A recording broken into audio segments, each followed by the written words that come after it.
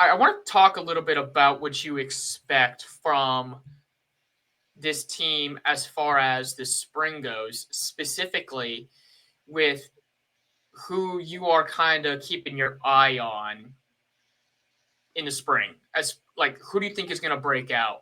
What position battles are you specifically looking at? Those are the two things I want to, hear you talk about. So, as far as breakout guys, give those to me right now. I just got really giddy because I'm about to say this guy's name, Luke Montgomery. I think he's it. Right now, him and Kean Holtz are at the Ohio State basketball game, which they're unfortunately down 6 right now, which it did look good in the first half, so they're at least keeping it close. Come on, I'm a Spartan. But I know, but okay. A lot of people watching the show aren't. So one of these days, I'm gonna get killed for that on this. But Luke Montgomery, ever since he came out of high school, I thought he was gonna be really good. And part of it was just kind of instinct. We talked about before. I believe Ohio State should be going after whatever top offensive lineman we have in the state, and they should. And I think they should all be coming here. Luke Montgomery was a top 10 guy coming out, and I remember like last year. I posed this question on Scarlet and Blue Show. I said, "Well, if the guard situation is that bad, then what's the problem just seeing what it looks like out of Luke Montgomery? Let's just see what it looks like." And of course, that's a year prior to this season, but man, he came into that playoff game, that first game, and he was still coming in and out with Cerevel. But I thought it was very clear in that Tennessee game. I thought, behind Diamond Jackson, that was the second best guard on our team. He's better than Tegra. Better than Hinsman at guard. I don't think he's better than Hinsman at guard. I don't think that. I was like, okay, I just tell myself. I'll say this. I mean, being the best of those three is not a high bar to clear. I don't think Cerevel and Chabot are that great. But I do agree with you overall with Montgomery. He's good. The fact that Hinsman wasn't playing up until like midway through the season, I think is malpractice. He should have been one of the guards to begin with. I thought that was insane. I mean, he's a natural guard, but we could talk about that some other time. But Montgomery is a stud. I agree with you. My uncle actually, he's from the Findlay area. He used to be a college coach, coached Washington, a few different places. And, he heard them, the guys talking at Findlay about Montgomery. And he told me last year, he's like, look, he's not going to play this year because they wanted to bulk up a little bit. Like, he's not strong enough yet. But next year, you'll see. And we saw. And even though I thought he got pushed around a couple of times, he's going to be a starter next year, in my opinion. I think he's going to be really good. So I'm with you there. And then on the other side, I'll give you one more offensive name, Mylan Graham. Yeah. I think Mylan Graham is. Do you like me some Mylan Graham? I believe Mylan Graham. I'll give you my hot take. He's the second best receiver on the football team. That's a hot take. I believe it. I think he's the second best receiver on the football team. I haven't even really seen him play. Nope. He didn't play. Hey, I'm going. I told you about my guy Lawson. He studies the wide receiver position. I'm gonna go off that, and then just pure instinct. I'm gonna take him. I think the kid's gonna be a star. So that's just a hot take. We'll revisit this. We will revisit this. Look, I love him coming out of high school because he's a 5-star kid out of the state of Indiana, and he only made 5-star wide receivers out of the state of Indiana. And that's where I'm from. Saw him play. He's really good. But to say he's going to be the second best wide receiver, I think that's disrespectful to Carnell Tate. Carnell Tate is really good. It's not disrespect. Look, I think Graham's probably. Carnell doesn't run routes like him. I'm telling you what my eyes see. He doesn't. Graham's probably going to be the fourth receiver on the depth chart. He'll be behind Inniss as well. Yeah. Oh, he'll be the fourth guy, but he'll be the second best. I truly believe that. I truly believe that. I'll say this. I'm with you as far as I am excited to watch him in the spring. The spring game, right? Because he did not enroll until the summer, so we did not see him last spring game. So I'm excited to see him out there. Black stripe faster than anyone else in college. I mean, he lost it pretty quickly. Sure. Look, I'm not saying he's going to be bad, but to call him the second best wide receiver already is crazy. No, I say he's going to be. By end of the year, I believe.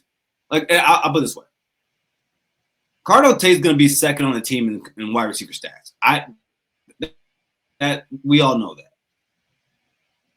I think though it will be clear that Carnell is better than him.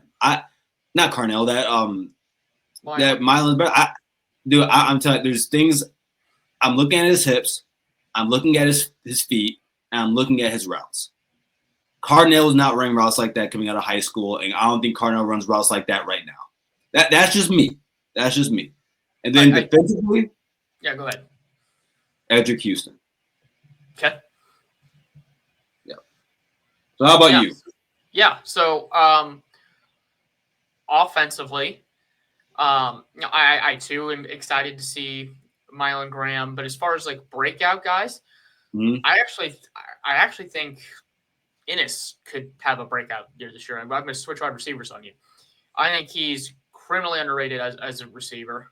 When he was out there during the CFB, he had some really solid blocks down the field, and we know Ohio State wide receivers block. That's what they do, and he kind of earned his stripes with that. So I think, he's going to get a lot more opportunities this season. I think it's going to be apparent just how talented he is, and I think he's another guy that if he didn't play at Ohio State, he could be a lot of other programs' number one. So I'm definitely excited to see him out there with more opportunities now that Mecca's gone, and just to see him. I mean, his high school tape was crazy as well. I really watched his tape down in Florida a lot, and it was impressive. Last year, didn't he? Didn't he have to go play quarterback because they had some injuries and all that? Yeah, I mean he's just a sick athlete. Like he can do it all, and I'm really excited to see him get a better opportunity this season.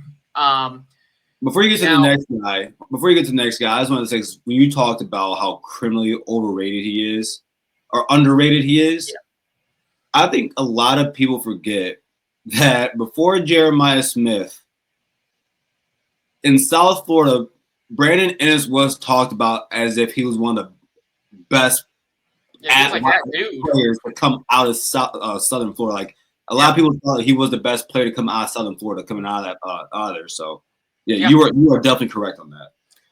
Defensively, I am actually really intrigued to see how well Caden Curry does as a starter, because he's going to be a starter next year. And even as a backup, he made really big impactful plays. It wasn't just on defense either, on special teams. I mean, he had the blocked punt against Indiana. He had a few knockdown passes. Like he was all over the field when he needed to be. And he reminds me a little bit of Sam Hubbard and Tyquan Lewis. Those were two guys on the defensive line who they weren't super flashy. They didn't have great pass rushing moves like Chase Young or Nick Bosa, where they could get to the quarterback, immediately. But they were always around the ball. Those guys were always making plays, and they got sacks. They forced fumbles. They batted down balls. And I think Curry's the same kind of guy. He's just someone who's just around the action. That's a really good guy to have. And now that they're going to have an entirely new starting defensive line, it's going to be up to him to be one of those guys to lean on, at the defensive end spot. So I'm really interested to see how he does now that he's put more into a starting role. So those are the two guys that I'm looking for breakouts in the spring. So as far as guys you're most interested in watching in the spring, give me a name for both offense and defense. I'm gonna steal yours with Caden. Okay. For all the exact reasons you pointed out, he's someone I've been a fan of for a very long time. I'm excited to see him finding this opportunity. Also, there is something to be said about those guys who they're probably not the most athletic. He ain't the biggest. He has an endless motor though. That's something that I really want to see put on display. And also because as great as the playoff run was, for 3 years and 12 games, that was something that a lot of us, or I'll speak for myself, something that I didn't see out of JTT and Jack Sawyer was an endless motor. Yep. So that's something I'm really excited to see out of him. And offensively for the spring,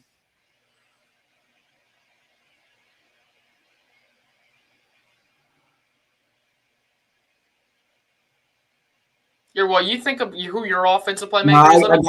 I got it. I'm Okay, going both. go I'm going both of our offensive tackles. Whether it be Daniels or Anianwa. I think the interior of our offensive line is going to be really good. I think they're set, but how those guys blend in with them, how they gel, also just how, like, for Anianwa, how are you with Julian Sand? You're the left tackle. You're going to be protecting him, so the communication is having the feel for that. But yeah, those two specifically, yeah. So the tackles. Okay.